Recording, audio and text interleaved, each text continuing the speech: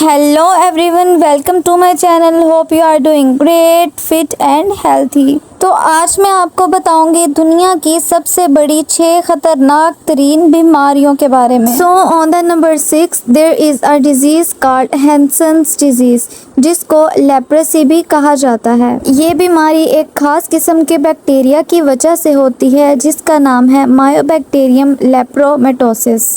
ये बैक्टीरिया जब हमारी बॉडी में एंटर करता है तो हमारी नर्व्स पे, रिस्पायरेटरी ट्रैक्ट पे, स्किन पे और आइस पे जाकर अटैक करता है, जिसके बाद हम अपने हाथों और पाँव की सेंसेशंस को फील ही नहीं कर पाते।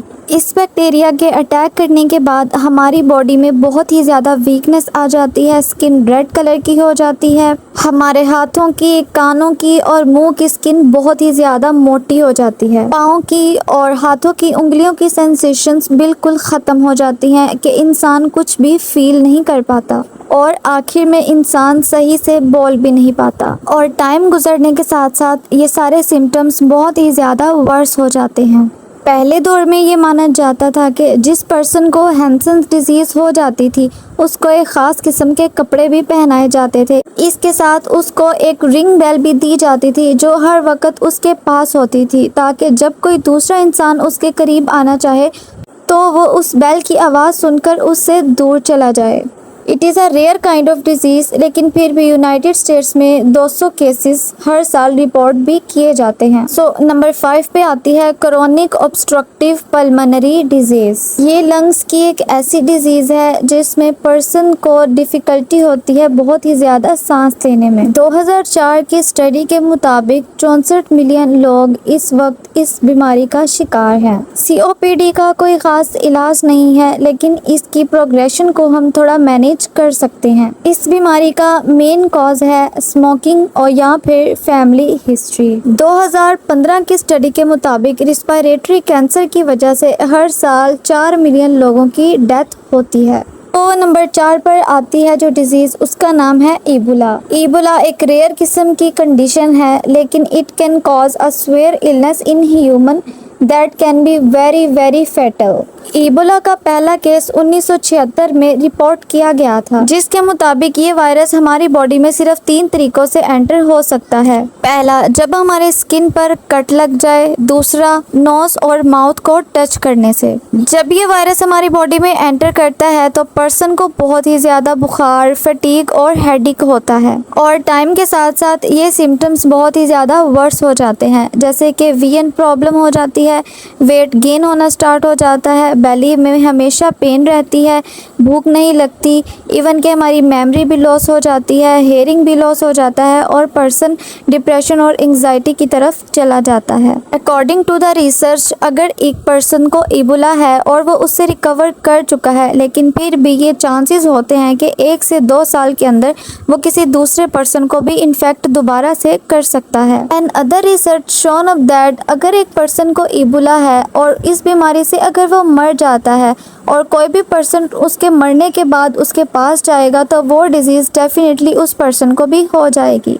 नंबर 3 पे आती है हार्ट डिजीज़। हार्ट डिजीज़ में सबसे पहले आती है कोरोनरी आर्टरी डिजीज़ और ischaemic heart disease. These are the severest diseases of heart। इस बीमारी को दुनिया की डेडलिस्ट बीमारी में भी शामिल किया जाता है। इस्कीमिक हार्ट या कोरोनरी आर्टरी डिजीज़ में हमारी आर्टरीज के अंदर ब्लॉकेज की वजह से जो ब्लड है वो हार्ट तक नहीं पहुंच पाता, जिसकी वजह से हमारा हार्ट ब्लड को पंप करना ही छोड़ देता है। According to the research, it's a leading cause of death in the United States. इसकी वजह से पर्सन को बहुत ज़्यादा चेस्ट पेन हो सकती है और उसकी पेन आगे फॉरवर्ड हो सकती है, उसके बाजू में, उसकी बैक में, जॉ में। अगर इसको फौरी तौर पर ट्रीट ना किया जाए तो पर्सन की ऑब्वियसली डेथ हो सकती है। इनके मेन कॉजेज़ में high blood pressure, high cholesterol, smoking, family history, diabetes और ओवरवेट भी हो सकता है। Heart disease are one of the most and common disease in the world that can cause death in any age. Number 2 पे आती है stroke. Stroke में हमारी ब्रेन की आर्टरीज में ब्लड नहीं पहुंच पाता या वो किसी वजह से ब्लॉक हो जाता है, जिसकी वजह से हमारे ब्रेन के सेल्स को ऑक्सीजन नहीं मिल पाती तो वो मिनटों में मरना शुरू हो जाते हैं। स्ट्रोक के दौरान आपको अपने हाथों में, पाँव में, किसी भी जगह पर नमनेस फील हो सकती है। आपकी सेंसेशन कम्प्लीटली तौर पर लॉस हो सकती है।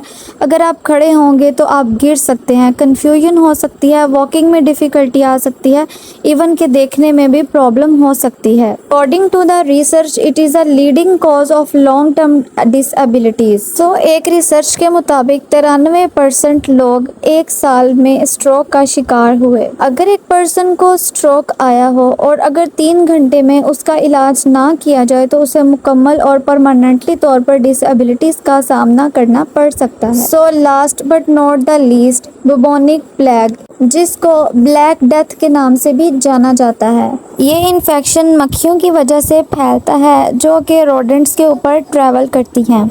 According to the research, it killed millions of European people during the Middle Ages. That's why it is also called Black Death. ये इन्फेक्शन एक खास किस्म के बैक्टीरिया से फैलता है जिसका नाम है Yersinia pestis। जैसे ही ये बैक्टीरिया हमारी बॉडी के अंदर एंटर होता है, सबसे पहले ये लिम्फ नोड्स को बहुत ही ज़्यादा स्वॉलन कर देता है।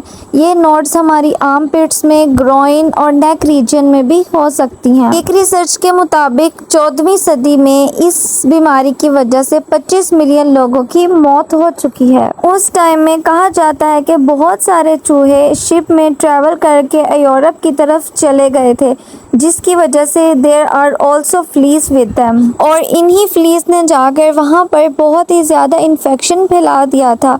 इसलिए इस ईरा को ब्लैक डेथ के नाम से याद किया जाता है। जैसे ही ये बैक्टीरिया हमारी बॉडी में एंटर होता है, हमें बहुत ज़्यादा फीवर और उसके साथ साथ abdominal pain, arms pain, legs pain होना स्टार्ट हो जाती है और इवन द हेडेक इतना स्वेयर होता है, पर्सन को ब्लड प्रेशर की शिकायत भी हो जाती है।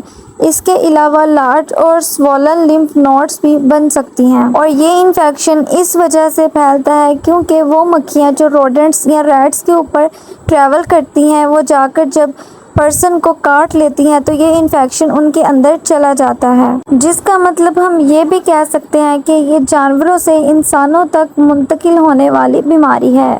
In that century there are no cure, no treatment of this disease. That's why 25 million people were died due to this. So these are the top 6 most dangerous diseases in the world. Hope you like it and will be informative for you. Thanks for watching. Allah Hafiz and bye bye.